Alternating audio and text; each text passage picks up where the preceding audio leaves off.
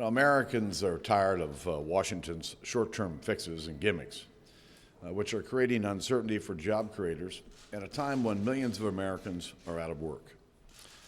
Democrats and Republicans agree that the payroll tax cut needs to be extended for a full year to provide the kind of relief that Americans need in this struggling economy. The House last week passed a bill to do just that.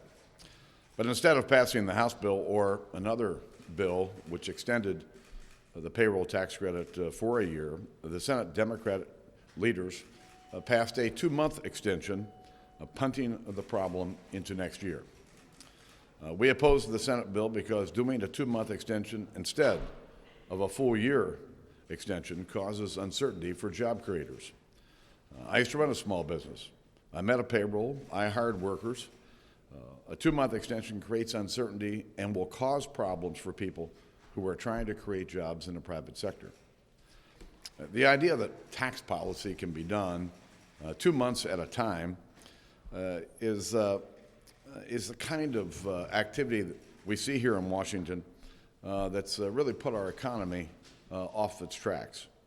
Last week, both chambers worked together to pass a full year bill to fund our government.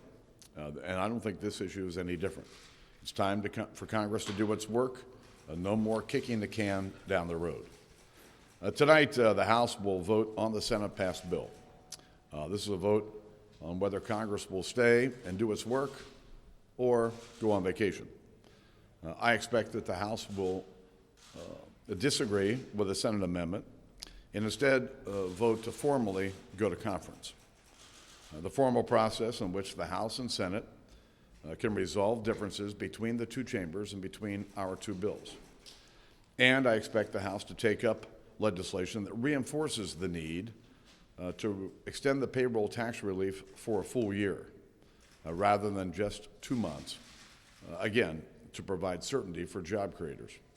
And I think the best way to resolve the difference between the 2-month extension and a full year bill is to follow the regular order here in Congress. When there's a disagreement between the two chambers, we sit down in a conference and resolve those differences.